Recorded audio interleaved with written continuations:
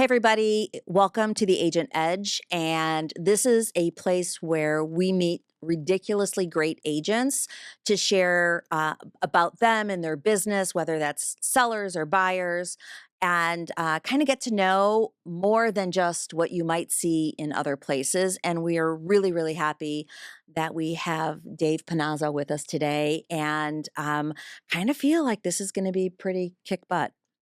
Just Thank saying. you for having me. We should have recorded the last 15 minutes, okay? Well, But that's all right. yeah, that's okay. Maybe another day. Yeah, different podcast. Yeah. Well, I would love to ask you what is probably the most basic question ever, but I think it's great for people to hear because there are a gazillion real estate agents and teams out Yep. there. But I would love for you to tell us a little bit about your story and how you got into this thing called real estate. Well, it's not going to be a basic story. This is Oh. a good story. This Ooh. is That's a it. great story. This is my journey started when my wife got her license in 2002. Now, at the time, I was a car salesman. I was selling cars, okay? And our next door neighbor, he was in the lending, or she was in the lending world. He had his license, and I think he worked for Desert Schools or something. And so they were always doing something in real estate. And they said, "Hey, Kim, you would be really good at real estate." At the time, Kim was basically doing like accounting, Monday through Friday type stuff. And she had a couple sales jobs early on when we first got out of the military, but she started to think about it. And she's like, you know what? I'm going to get my license. Now, what was cool at that point is that I was making enough money for her to be able to do that piece. And she was going to school at night and she did it the long way, because when you're working a job, it's hard, right? Oh, I did it. And all that was in person, none of this online stuff. Oh, yeah. That was before Zoom. Oh, yeah. I think it was before the internet. But anyway. Could have been. Everyone's like, how old? Anyway, so she got her license. And so she learned real estate. I taught her sales. And so we would be going down the road and she'd take a client call and I'd be like, on hold, put them on hold, put them on hold. And I would load her lips on what to say. And she would hate when I did that, okay? Because it's the husband-wife thing, right? Yeah. But I'm like coaching her on this stuff. So she'd put her on hold. What? Oh, okay. And then she would say it. And then it would work. And she'd be like, God blessed. Like, It would probably drive her I crazy. hate it when you're right. So I'm in car sales, doing my thing, kind of going through some different ins and outs. What were you selling? I was selling Chevys. Yeah, selling Chevys down at 1233 East Camelback at Courtesy Chevrolet, where the arrow always points to save Oh my us. God. But Oh, anyway. my gosh. But anyway. Almost like you've said that like 43,000 times. But anyway, she was learning real estate, right? And going old school, the referrals, the mailers, a friend of a friend. Well, I got into management at the car dealership, and so that was back when you could shoot fish in a barrel and put $500 down and close on a brand new house, 3 months later type stuff when the market was, starting. 2003, 4, 5, 6. That would have been 3, 4, 5. Yeah. Somewhere in there. And so I'm telling people, hey, if you're going to buy a house, you got to use my wife. And so her first year, I think she made 13,000. Her second year, I think she made somewhere like around 60. Because I was pushing some deals in, plus she was doing some deals, and then the rest was history. Fast forward, I ended up getting out of the car business. A year later, I got sober. Jeez, can you see the car business craziness? Oh, yeah.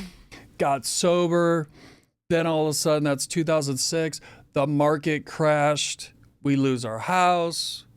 Crazy. I'm trying to reinvent myself because I got sober.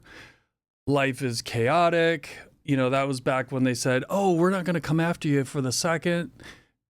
2 door knocks, you've been served. They're suing us for the seconds. Like, life sucked. It was horrible, okay? I'm trying to reinvent myself. We're getting sued. We're running out of money. We lose multiple houses. We moved out of a 3,000 square foot house into a 2-bedroom condo. My daughters had to share a room for the first time. If you have kids, especially daughters, you put 2 daughters in the same room and there's an 8 years difference. Like, we're talking horrific. So we were working out at the gym because we tried to keep physically fit during these times, okay? This guy that knew us said, "Hey, do you want to list REOs?" And she's like, "What's an REO?" Right. Bank-owned properties. That was a saving grace because we went from, oh my God, I might have to go get a job, because when that market shifted, if you were in it, It was devastating. it was insane. And when people say this market is like that, I'm like, shut Nothing. up. Nothing. This is like a little scratch. A gnat. Yeah. It's buzzing like a around gnat in your ear. Like, get out of here. She went from nothing to all of a sudden the first bulk of listings that came over. She got like 26 listings overnight. The rest is history. Now, that was not easy work. That was crazy because she was with Bank of America. So you had to have a credit line of $100,000. Now, what people don't realize is that back then, the agent had to hook up the utilities, pay for the trash outs, pay for all this stuff, and then get reimbursed from the bank. So she would have $60,000, $70,000 outgo. And then they made it so hard for the before and after and during photos in the receipts that if you were off by one little thing, they wouldn't reimburse you. Like, that was crazy. Insane. It was insane. Just crazy. So that happened.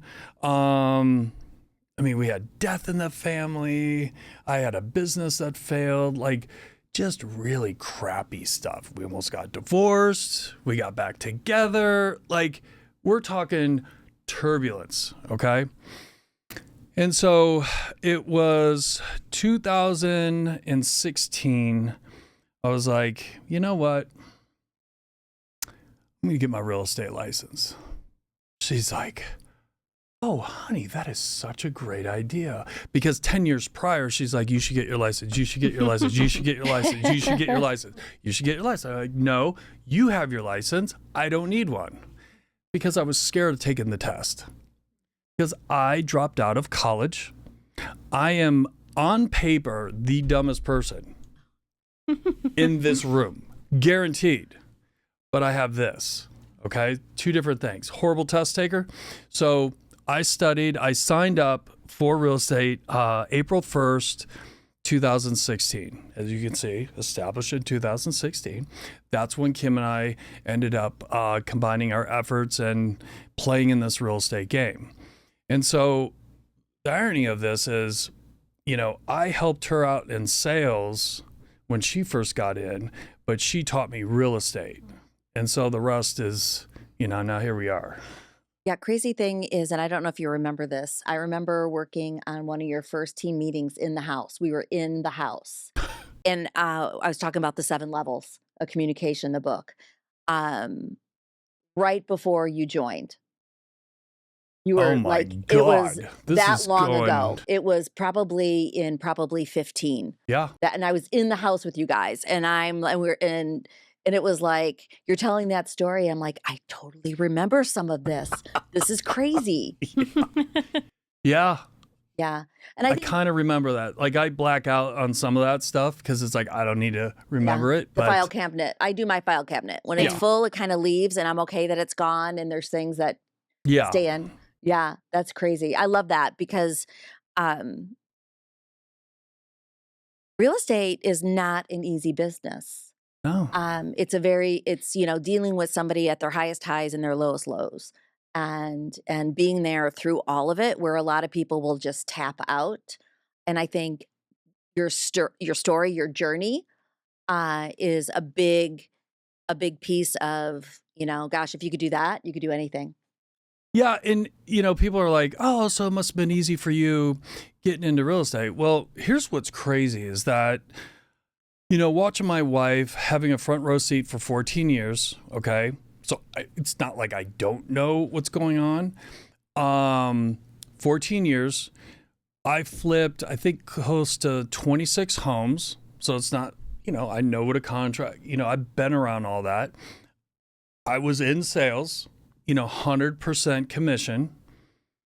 And when I got my license, like, she gave me no love. It wasn't like, oh, hey, honey, here's Bob Smith. Can you go show a house? And it, boom. She goes, nope, your first deal, you're going to figure it out on your own. So with all the knowledge, everything that I went through did not prepare me for that next step.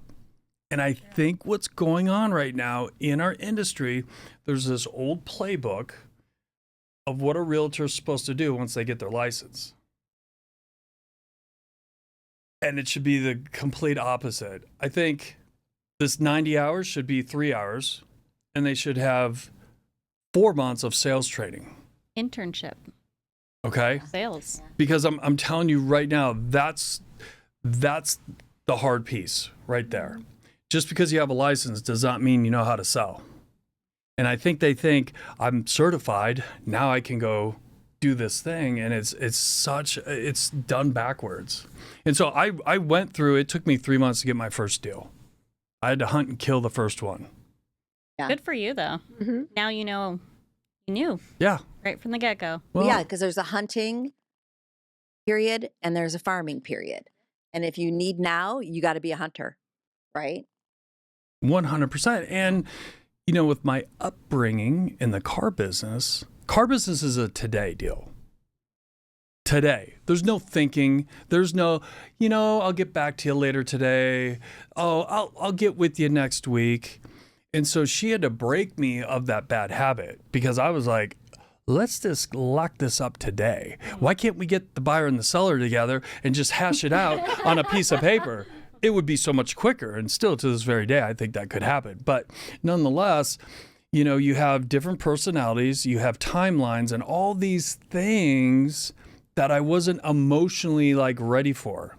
And I think a lot of, when agents get into this business, they're not ready for the emotional battlefield that they're going to step onto. They have no clue because they're taking past experiences from other jobs that maybe they were good at or had some success. And they're like, oh, well, I'll just take a little of this and a little of that and apply it to this. It doesn't work that way. It's a completely different beast. Definitely a different beast. So kind of one thing I want to ask you is what sets you apart when it comes to serving your clients? Here's the thing. Our theory is this. It's like the client's experience has to be spot on. I don't care about the salespeople. I don't care about the TC. I don't care. I want the client experience number one. So our adage on the team, our theory, I guess you could say, is if you fall down and hit your head and you go into a coma, I don't want your client to even know that there's been any mix-ups or confusion. The process still keeps flowing.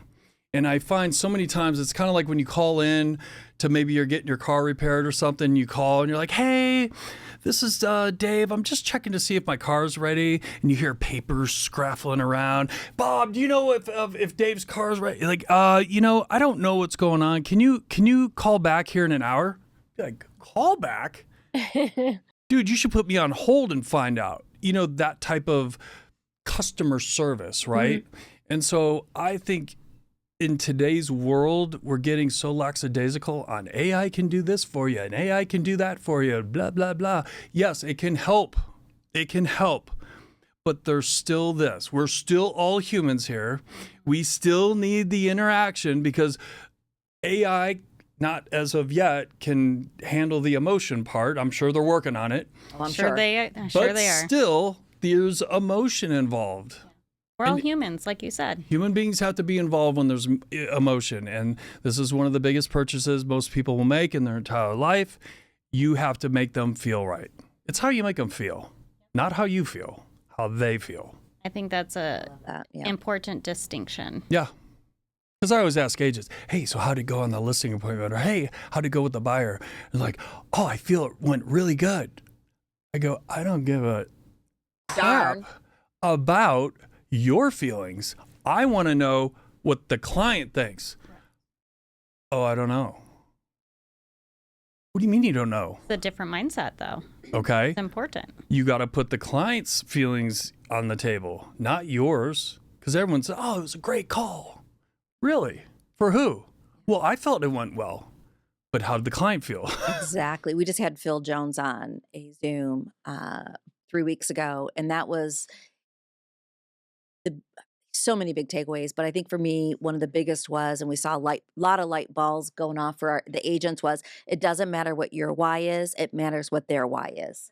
Yeah. Why do they want to list? Why do they want to buy? And to go deep on that and become that connected, it's where you win. It's where everyone wins.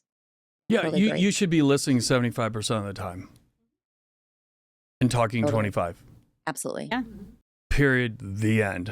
Like it's that simple. But Yeah. people, I think agents, because of maybe what their experiences have been, or maybe what they've been through. Well, if I gotta keep talking. I gotta keep talking. You gotta, and you literally just put them in a chokehold, because who likes a salesperson that just, I'm great, and this is, I was number one last year, and I've sold this, and I just bought a new car, and we're going on vacation. So if you call me, I might not be able to answer it. They don't care. That doesn't impress anyone. Yeah, crazy stuff. So what's the biggest lesson that you've learned in real estate career so far?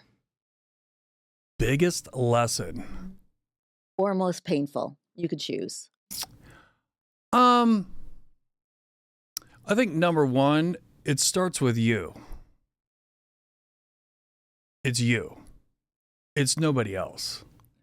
And we are very quick to blame the leads, market conditions, the other agent, the buyer, the seller, the title, all of it.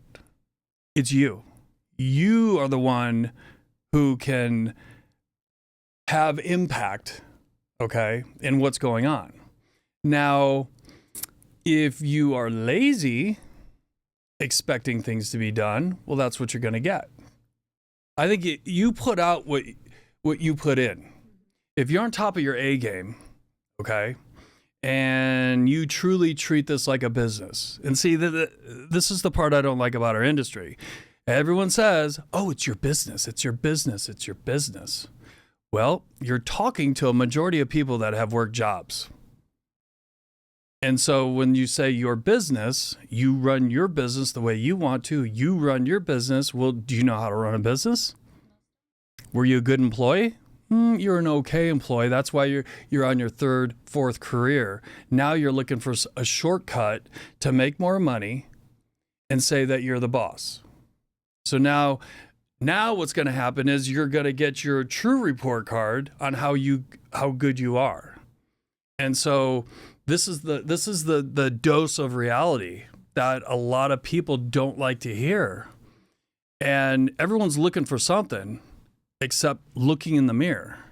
You got to look in the mirror and check yourself. If you're overweight, you're not taking care of yourself, not being good to your spouse, the kids are getting leftovers from you because you've had a bad day, you come home talking crap about real estate, your family thinks real estate sucks, now all of a sudden everyone's in a big crap out. It starts with you. And that's the most important part. You got to get yourself right before you get others right. It's very intentional, how you show up. Yeah. Hey, in 2014, I was on another Let's Reinvent Dave Panazzo. Okay, it's right after Kim and I got back together, and it was before I got into real estate. I was like, what is wrong with me? There's something broken. And so I got super psycho, and I documented my journey of the bad stuff. See, everyone always documents the good stuff and wants to talk about the highlights. Like, my journal is dark. And like the first dozen entries, 8:52 a.m., I don't know why I can't get up. Next day, 9:30, I don't know what's wrong with me. A couple days later, another getting up late. I couldn't get up to start the day. And people want to know, like, why aren't deals falling out of the sky? Well, what's your personal life look like? If your personal life is in shambles, your business life is guaranteed to be in shambles. You can't have one or the other. Yeah, they're tied together. 100%. Right. Because who you are at home is who you are at work. No, who you are when you're by yourself is who you are. See, there's a big Yes. difference there. Well, I can go home and be like, oh, hey, honey, and maybe kick the dog. But who you are when you're by yourself is the true version of you. And that's the part you need to think about. I mean, this is just the hard, like, people hate when I take them down this road. But if I don't and let them keep going the way they're going, am I doing the right thing? No. No. Yeah, and I think it's the same thing with clients, right? You know, you're listening to their story, they're telling Yeah. you the why, and there's just sometimes that maybe the right thing isn't to list, or maybe the right thing isn't to buy because that's not where their journey needs to take them, you know, for whatever reasons, credit, budget, you know, Whatever it may be. whatever it might be.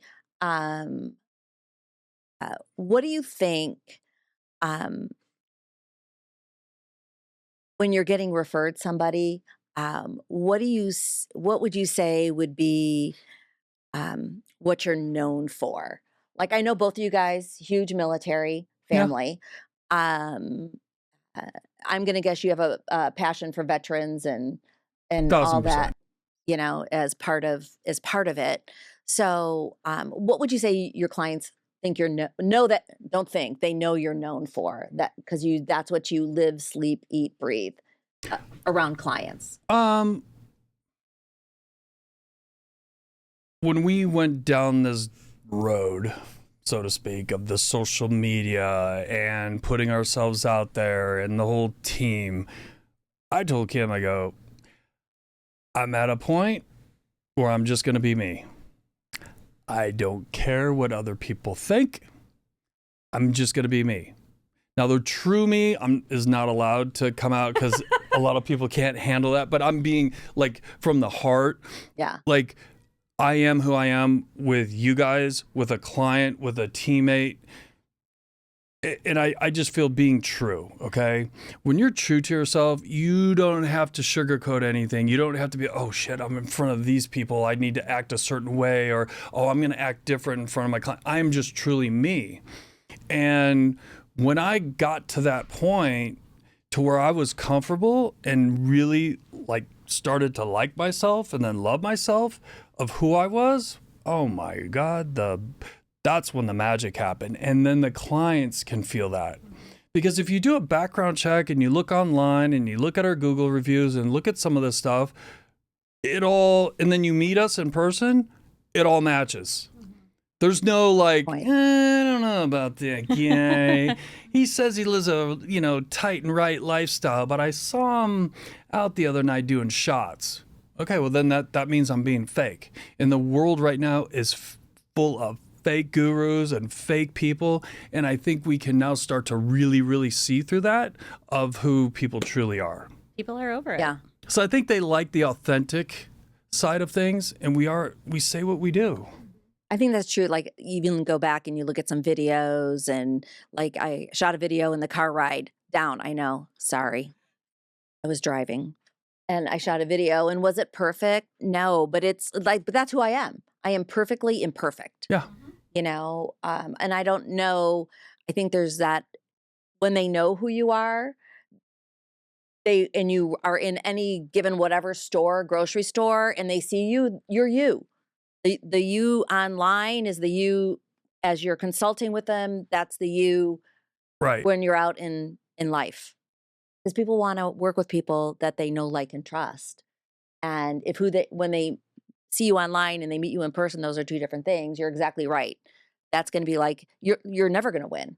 Because how many times have you heard a story about a celebrity, someone that you really, really like, and then you hear a story of, well, this little boy came up to The Rock, and The Rock pushed him away and said, I ain't doing that, or something. And you're like, oh my God, or some sports hero, not treating a fan properly. And you're like, oh my God, it's like, it almost crushes you, Heartbreaking. right? And Yeah. never meet your heroes. They say that for a reason. Correct. And so again, what's wrong with being you? Obviously, the three of you like you, or the two of you like you. So, why Yeah. can't you do that all the time? And we Yeah. attract the people that we partner with because of who we are. Yep. Yeah, absolutely. Absolutely. Who would you want to collaborate with? Anyone in the world. Who would you want to collaborate with? This is deep. I'm putting my foot down and holding the chair because I'm not sure what you're going to say. Who would I like to collaborate with? To And- do what? To personal or business? Ooh. Deep. Okay. One, Tony Robbins. Okay. Definitely on that piece. That short okay? list. That would be okay. The personal mindset, all round being, and then the other one would be Elon. Yeah. We think so we have a joke in our office, like when people are like, there's a problem on the Binzer, or there's a problem with the, they want the date extended, blah blah blah. I go, like, guys, girls, come on, stop. This is not a problem. Not Okay. rocket science, right? Elon Musk is trying to put a man on Mars, and we're worried about extending one day. Stop it. Yeah. Like, I think he's an unbelievable person. Whether you hate him for what's going on right now with the administration versus Tesla and putting man on Mars, like, the guy's doing something pretty cool. He's brilliant. Whatever way you look at it, he's a brilliant guy. And all the different companies and businesses, it's like, it just blows my mind. I'm just trying to deal with 25 people, and I'm going, how's he run these big, huge companies and all, having the right people in place and facilitating and executing? It's pretty powerful. Yeah. And like nothing, like you would say, he's like completely an out of the box thinker. Right. Mhm. Like to be that, like there's no limitation. That idea that whatever you do in life or business, there's no limit. We're all thinking too small, right? Or the problem solving. I don't know if you guys ever heard that story of he was on a plane ride going somewhere, and he was with his engineer team, and they're like, yeah, there's all these problems. It's going to take us 2 months to figure it out. He goes, BS. Turn the plane around. We're going back to the factory. Went back to the factory. 18 hours later, they got the problem all figured out. Wow. Mind blown. So it's stuff like that. I That's love pretty that. cool. That is cool. Yeah. Great. So what are some of the most common misconceptions sellers have when getting their home ready to list on the market? Well, that's a boring real estate question. Yeah. That was the next one on the list. Misconceptions that sellers have. They're unrealistic expectations. Yeah. Okay, so I think right now, with current market conditions, they think once the for sale sign goes up and it goes live on the market, that there's a good chance that they're gonna get an offer the first weekend. Yeah. And I find that when you're communicating with clients, we say things, and we'll say something like, hey, currently right now in your neighborhood, it looks like it's taking 60 days for homes to sell. We say it once, typically at the listing appointment. And we think they remember that. But once that goes live on the market, anything that was said during that listing appointment gets thrown out the door, and you have to start over again. And you have to sometimes remind your client, remember when we sat down at your kitchen counter, we talked about the market time. And the market time right now is 60 days. We just hit the market based off of what we're seeing. Activity is decent. We had some showings. We had some people come by the open house. It's marinating right now. I know you guys are impatient because you're ready to go move off to Florida or wherever you're going. But this is what's going on. And sometimes you have to remind them. And I think sometimes agents are scared to remind them because they think the client already knows that they said that. And sometimes they don't remember. Or they talk to multiple agents and they choose what they wanted to hear. And so you got to keep things in a way that is obviously you're not talking down to your client, but talking to them in a way where you're going to talk with empathy. You're going to talk in a nice voice. You're not going to scold them like a teacher would, like you didn't do your homework. I told you. Yeah, because no one wants that. Crazy, right? And the fact is the market changes all the time. Yeah. And when I talk to clients all the time, I made 21 past client calls today.